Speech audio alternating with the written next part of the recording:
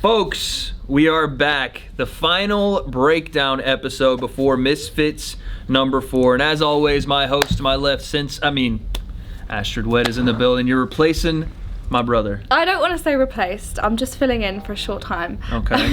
How's it been, though? You've been a host now for a full week. You can put this on the resume along with all your other talents. What does it feel like to be a host for the breakdown? It feels nice to drop the boxing gloves for a little while. It's a different kind of perspective when you're looking in from the outside and you're just getting all of the fighters' feelings. It's kind of hard for you guys, I think, to really gauge how they're feeling because a lot of them are going to put up like a confident front, aren't they? Right. Is that what they were doing with you, or were they letting everything kind of come down? I don't know. Some people were, some people weren't. Temper especially, he was very, I know he doesn't speak a lot that anyway, but he didn't say that much, and I was like, are you just not trying to let anything out? I don't know, just keeping his cards close to his chest. Temper's really, really quiet. Who was the person, you interviewed pretty much everybody, who was the person that impressed you the most? Who seemed the most confident? Who was like, oh, they're winning? Who was that? I think impressed me confident-wise is Tom Zanetti. Not that I think he'll win, but he's going up against somebody who is literally unbeaten. So he's got some balls to get in that ring and, to not kind of crumble under the pressure of fighting somebody that is that good and that big. He's in there, and I think he's going to give him a good fight. Now, who was the best interview? Because there's confident, and then there's, man, I really like talking to him. Who'd you have the most fun talking to this week?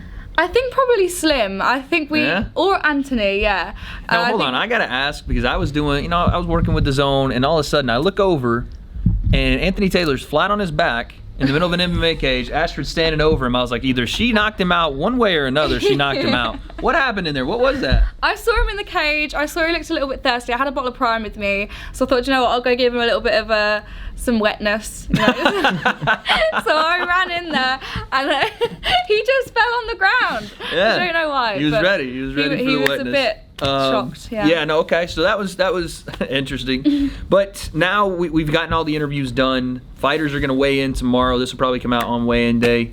Let's talk about some predictions. And usually, listen, Sensei's not a good predictor. All right, Sensei, listen, you're one half of the breakdown, the worst looking half. That's why we got a replacement. But let's see if you can beat his record. He usually gets about 1 or 2 fights right.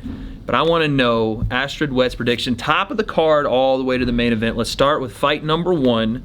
Idris Virgo, Anthony Taylor. Give me your thoughts and who wins. I think one thing with boxing is a lot of it's mental, and Anthony's very good at seeming like he's not phased at all. And I don't know whether that's going to get into Idris's head.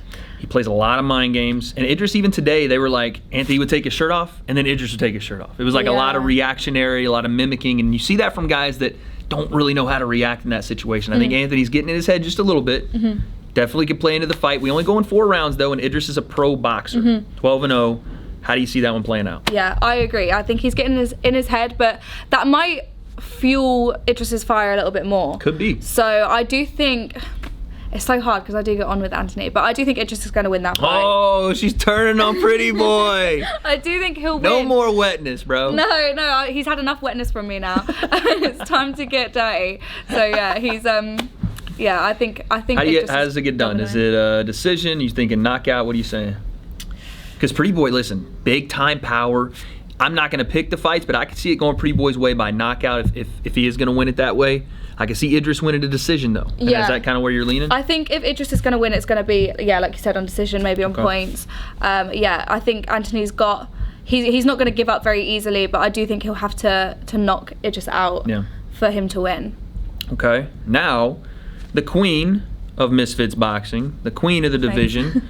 You got 2 newcomers on Misfits, Faith Wardway and Elle Brooke. Yeah. You got to speak to, I think, Elle. I don't know if you got to speak to Faith yesterday. I didn't speak to Faith yesterday, no. I did bump into her a little bit today, but... Okay. What do you read, before we even go into picks, what do you read from them? Like, who do you think has this more kind of confidence about them, and I guess what do you see both of them bringing to the fight? I think Faith, from what I know about her, I don't know much at all, but she seems very humble. She seems very... She's not in anybody's face. She's here to fight, and that's what she's here to do. I think Elle, she is confident, but I feel like she's told herself that she has to be. Otherwise, you know, if she's not confident, she's going to lose. Yeah. So I don't know. There's two completely different personas going on there. Yeah. But at the end of the day, what happens in the ring is what is good. You know, that's what's important. I'm not sure. You know, I haven't really seen much footage, but I actually missed Faith's open workout yesterday because I was interviewing someone else, so I didn't get to see her on that either. But from what I've seen, she looks very good. So yeah, it's so hard. I don't know. I mean, Elle keeps saying... I'll make it easier for you. Let's do this first. Who had the better outfit on today between the two of them? Maybe that'll help you influence your pick on fight night. Who was wearing the better dress? Because they both came in dresses. Faith kept the coat on. Odd move. She did, yeah. I was a bit confused. Maybe show the shoulders off, you know what I'm saying? Yeah. Maybe she's just cold. She's American. She's not used to the That's true. the London Look at me weather. wearing a hoodie inside. Yeah, exactly. So I think Faith was better dressed, I think. Again, she's quite humble. Even in the coat. Yeah, even in the coat. And Elle in her birthday suit, literally. Exactly. So I think Faith is here, again, she's here to fight. She's not here to show off. Yeah. She's not here to do anything crazy, which I really respect. Although you do have to, you know, promote the fight and be entertaining. But I think she's really stuck her head down and she's going to get day. But who's winning? Obviously, I want Faith to win. Okay. But, you know, again, Elle's confident. She's been training for a long time for this now, and she's been training with Mark Tibbs. She's had a fight. She's with Mark. That's a big one. She's with Mark Tibbs, and it's always difficult to judge how a fighter, regardless how they look shadow boxing, regardless how they look on the pads, is going to handle pressure. And Faith hasn't had to handle pressure yet. That means from the crowd. That means from Elle Brooke, because you know Elle's going to step on the gas. She's going to try to bully that girl. Yeah. She's big, strong. She's going to try to bully her. I agree. I can see it going Elle's way just because of that. But if we have a really technical, solid fighter like I think Faith is, she could put on a show. So you're going with Faith. Oh yeah, I'm gonna go with Faith. Like you said, if she can keep to the technical side of it without getting a little bit overwhelmed, then I think she's got it in the bag. Okay, there that is. Now, let's get into some more. I don't even know how you call this a sleeper fight, but it is in some way a sleeper fight. We have Ryan Taylor and Swarms. The madman, the bad man. Now, do you know anything about Ryan Taylor? Have you seen him outside of the fight game? And do you kind of know his mantra? Because I'm still learning a lot of the guys. I know Ryan is a great-hearted guy. Like, he's such a sweet dude, but he can get down in the streets. Now, Swarm says he's about it in the streets, but we don't really know. You don't really know if he is. We don't know if he's like that. And the reason I bring that up is because mindset is going to win this fight to me, because neither guy is skilled. Yeah, you don't think? A mindset of I want to go in and fight, and when things get dirty, when things are a little rough in there, I think one guy's going to stand above the other. I want to know your thoughts. Yeah, I think with Ryan Taylor, I got off a little bit on the wrong foot with him because he was supposed to be on the... That's right. The first card I was supposed to be on, yeah. And that all went crazy because there was... Like, it was a wild. That whole press conference was madness. Yeah, and then he. I'm pretty sure. I don't even know if I can say whatever. Pretty sure dude had a dildo and was swinging it around. Was that not true? That wasn't Ryan Taylor. I don't think. Oh, it wasn't. No. I was just saying that was part of the whole thing. It was that did happen, but that wasn't him. It was shit was you know. But no, he. I'm just saying. I was like, what is this fool doing? There was like a lightsaber. He was like, ha, you know. It was big as well. Yeah, there was a dildo involved, but that wasn't him. Okay, so that wasn't RT, but you did see him there, and since then he's come onto the scene and I think he's redeemed himself, and I think now he's a big name in influencer boxing. Yeah. He's serious about it, and you know I think I don't really see any real beef between them two. Not really. The only thing that really came out of that was they were on Instagram talking about let's settle it beforehand. And you know how Ryan Taylor's like, yeah, let's get down in the street. Yeah. And I think that was like Ryan's way of saying, oh, you're not about this. Yeah. And Swarm's trying to entertain. Ryan's like, we'll really fight outside of the venue. I don't care. You know what I mean? Like he's on that type of thing. It. Yeah. So that's what I think makes the difference here. Like I don't mind predicting this one because I don't think it's that big a deal, but I do think Ryan Taylor's just mindset-wise, he's been in a fight where he's gotten battered. Slim took him pillar to post, and he was still there. Everywhere, yeah. Still there, still coming. I agree. Yeah. What does Swarms do with that? Like, there's not much in my opinion. Yeah, I do agree. I think Ryan will win this purely just because I think he's generally up for a scrap. Yeah. Like, he's not going to give up. He didn't give up with Slim, like you said, and I don't think Swarms is going to be as good as Slim. Yeah.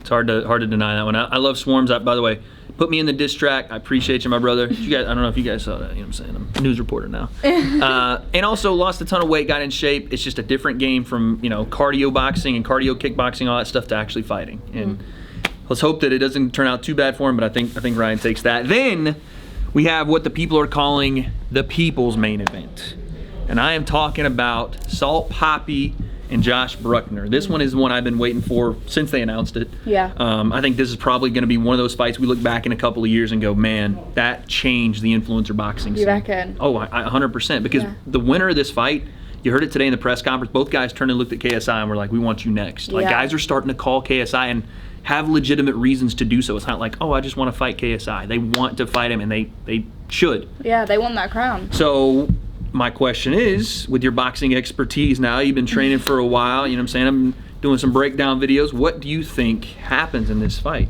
I think this is going to be a tough one for Pappy. And like you said, it's the people's fight. I think there's going to be a big upset if he loses.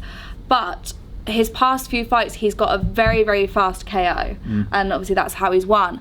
I don't think he's going to be able to knock out Josh. Like, if it goes the whole way, how is he going to cope with that? Is he still going to have the stamina? You'd think so. You know, he's done so much training. He's lost a lot of weight as well. You know, he's one of the influencer boxers that people say has had the best glow up.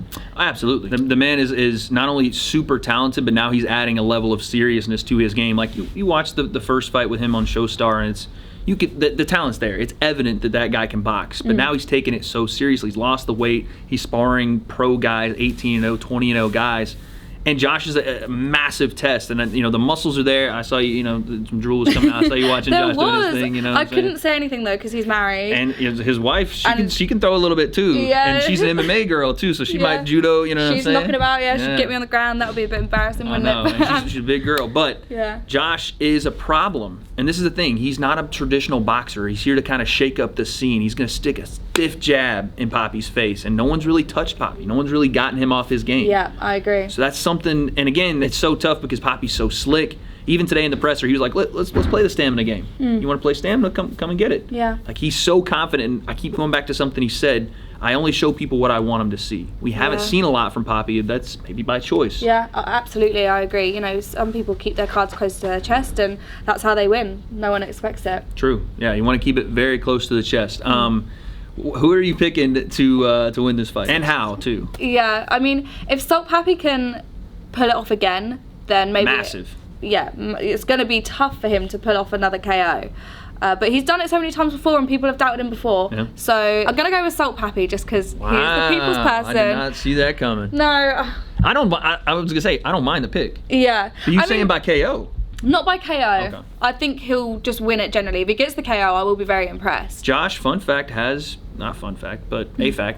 been knocked out before in MMA gloves, 4 ounces. Pappy does stick it on people. Again, 10-ounce gloves at 185 pounds. Heavy. You can run into one, and everyone, even Josh said this today in the presser, everyone has a button. It's just a matter of who can get to switch it, like who can touch it. Yeah, it just takes one punch, doesn't it? And then lights are out. So. Okay, Pappy. My decision. I like that. I feel like with this card, it's not 100% any person. You can't. And that's why I like that you don't go KO, because we're going to start seeing higher level skill. Yeah. KOs are going to become less and less likely because guys are going to be better defensively and offensively. That's a big time thing we're going to start seeing. And people are like, oh, I want to see KOs. You're going to see real boxing here. So that's I think it's probably the best pick you can make if you're going with Pappy is by decision. Yeah, absolutely. That's fair. Then we have, again, people are calling it a sleeper. I think as we've gotten into fight week, more and more people are waking up to the fact this fight's closer than maybe people thought to begin with. Tom Zanetti, Slim, you've had a lot to say about what you think about kind of Tom's confidence coming in. Slim's always confident. That BK Brooklyn stand-up, it's always there. He's always loud. This is a big fight for Slim. It's a big fight for Tom. He's had a couple fights cancel on it, but it's massive for Slim because Tom is not supposed to win this fight. If you're looking at Slim's trajectory, it's to KSI. He should be in the KSI fight. People are even online, why doesn't he have the KSI fight? It should have been him instead of Temper. For Slim to lose this fight would be so detrimental. It would be such a setback for him, wouldn't it? Huge, because not only do you lose the KSI fight, potentially you lose the Gibb fight. Yeah. Because that one's there, and that's the one that's been building for a long time. So if you're Tom, this is upset Saturday. This is come and wreck the party. Nothing to lose, no risk, just go and do it. And I'll ask you, how does he do it, if he does it, and how does this fight get done? Well, sometimes people who have nothing to lose are the most dangerous because they will just go for it. Yeah. And, it takes balls for him to get in the ring with Slim.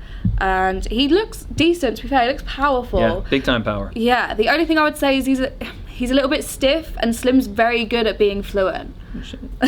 That's not. I mean, you're 100% right. Like Tom there's no hips in his throws. No, there's no rotation, and that's what you need in boxing. You need to be able to slip those shots if they're coming at you, especially with Slim. Like, he's so good at those feints. You know, it's just going to be difficult for Tom to be in the ring with Slim, I think. But again, like we said about the button, if Tom manages to find that button and hit him with that special punch that's maybe not knock him out but knock him back, then it could be quite challenging for Slim. I mean, to hire the zone, I don't even, that's genuinely great analysis. Like 100% she's right. Thank you. There's stiffness. I see stiffness in the whole division. That's what you see out of Tom a little bit. It's a lot of arm punching, not a lot of hips involved, but he's fast, right? He is fast. So she's right. Once again, he touches the button. Slim hasn't really been hurt. So what happens then? So we've seen Slim have to go through a little bit of adversity with Ryan Taylor, but imagine a Ryan Taylor with the chin that he had with some skill. That's what we're getting with Tom, I think. So it is going to be interesting, because what worries me to death, if you're a Slim fan, is that Tom is going to goad him into a firefight. Because he's going to come out, put one foot in the ground and start throwing shots, just banging in the middle of the ring. And Slim is prideful. Slim goes, you want to bang? You want to brawl? Let's brawl. And he's been able to do that with Temper. He got under him, got a shot off. He's been able to do that with Ryan Taylor. Ryan wasn't as technical. You do that with Tom, you're going to eat one. And I don't know how Slim reacts to eating one. But top tier analysis, now you got to pick.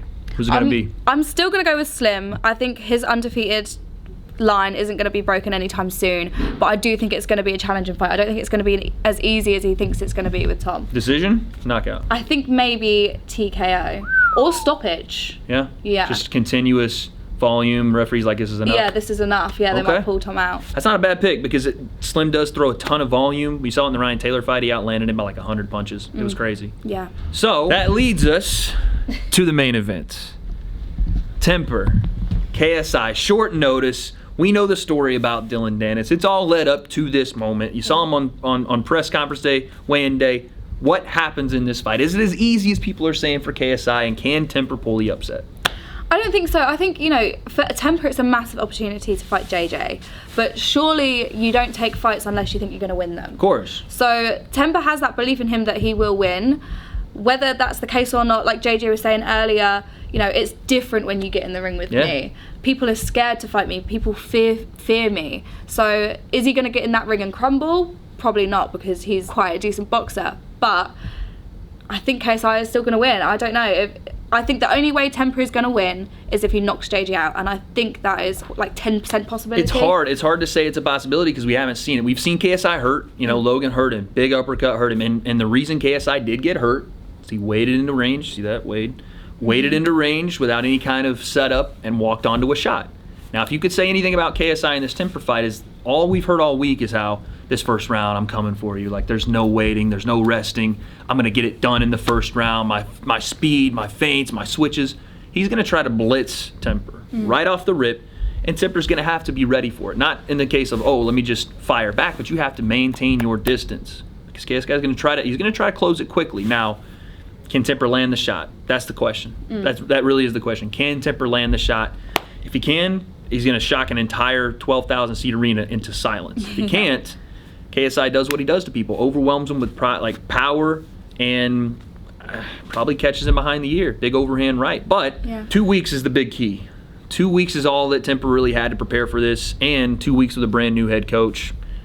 I just don't know how he gets it done on that short notice. You think he's unprepared almost? He was preparing for a nobody. He was the mystery opponent, whatever, and then you get thrown in with KSI. KSI's tough to prepare for as it is. He's so unorthodox, and he has all these things that he does that really no boxer really does, is the switching his stances, the hands low, the burying his head in your chest, throwing the windmills. It's a lot, you know? Yeah. If you're not used to it and you're not used to handling pressure like that, and not pressure from the crowd, but that's a big point too, but just the pressure KSI brings, it's tough to adjust to him. But if anybody can teach it in 2 weeks, it's Malik Scott. But we'll see. You're going with KSI by knockout or decision? Knockout, I think so, yeah. You know, I don't think it'll be straight away, though. I think it will go quite far into the fight. As long as Temper is quick on his feet and can move out of those shots, you know, he needs to be good. No straight lines either. Yeah. Like he needs to be good KSI on the back foot, because like you said, JJ is going to be coming at him with everything, so he needs to be careful of that. But yeah, I'm going to go with JJ. He's going to win this fight.